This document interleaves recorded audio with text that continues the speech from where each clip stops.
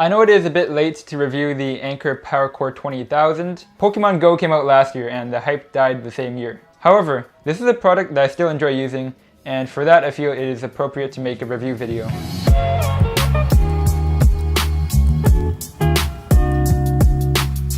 So the Anker PowerCore 20000 has 20,000 milliamp hours in capacity, as the name suggests. That is a crazy amount, but I will get back to that later. Let's start off with what comes inside the package. You get a carrying pouch. This is made of a soft material. It's not super protective, but it's nice if you're throwing it in your bag.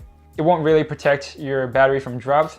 My battery actually got scuffed up a little bit along the way. You also get a micro USB to USB-A 2.0 cable. This is used for charging your battery bank, but you can also use it to charge a micro USB phone when you're not charging the battery bank. And of course, you get the main product, the Anker PowerCore 20000. So 20,000 milliamp hours. Let's put that into perspective. With 20,000 milliamp hours, you can charge a Nexus 6P and a Samsung Galaxy S8 Plus 5 times over. You can charge an iPhone 7 Plus and a Galaxy S8 Standard 6 times over. 20,000 milliamp hours is enough to charge a standard iPhone 10 times over. That is an insane battery capacity. If you charge this thing up once, you're good to go for a while. However, that does introduce a con. I wouldn't really call it a con, but this thing takes forever to top up. You can plug it in at near dead during the night and wake up in the morning and it might be at 3 bars most. Well, actually, that really depends on how long you sleep, but you get the point. Something this massive has to take a long time to charge. Fortunately, it's not the same story the other way around. When you're charging devices using the PowerCore 20000, it is rather fast. And that's thanks to the technology that's packed into it. So this battery bank has 3 ports. One of those ports is micro USB. That's for charging the battery bank. The 2 other ports are USB-A. There is a Qualcomm Quick Charge 3.0 port, as well as a PowerIQ port. These enable accelerated charging for your phones.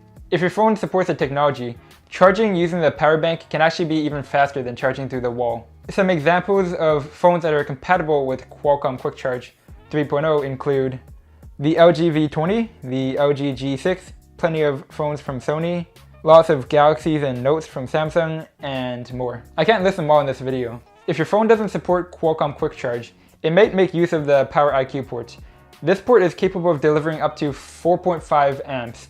That means it is very likely that your phone will be charging at its fullest potential when plugged into this power bank. Okay, enough of the technology. Let's take a look at the power bank. So using this thing is very simple. There is a button on the side right here. If you press it, it activates these LED lights. There are 4 lights that indicate how much charge is inside your battery. So right here you can see that there is only 1 light out of 4. That means there is about 25%, which is enough to charge up my Nexus 6P at least once, and that's really nice to know. Unlike many power banks out there, this one does not have a flashlight anywhere on it. It doesn't really matter to me, but do know that it is offered on a lot of competitors, so that's something that you might want to take note of. One thing that does bother me is the lack of a USB Type-C port. Now, I understand that when this thing came out, USB Type-C cables weren't really everywhere.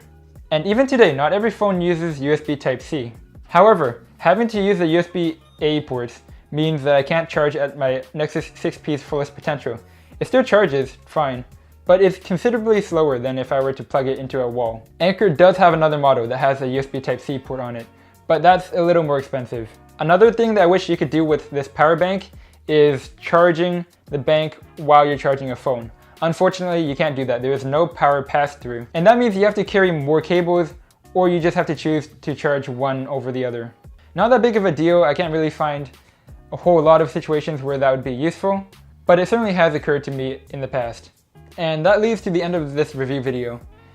In my opinion, the Anker PowerCore 20000 is a great, affordable option that's also very reliable. Anker is one of the leading brands in power banks, and even though Pokemon Go isn't really popular anymore, I would not hesitate to recommend one of these.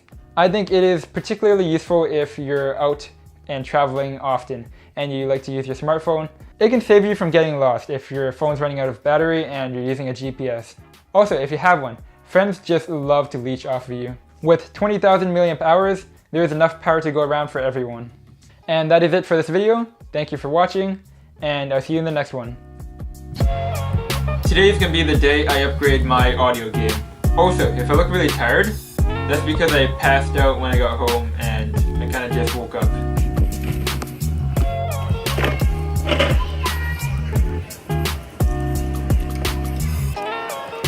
This one will fit easily.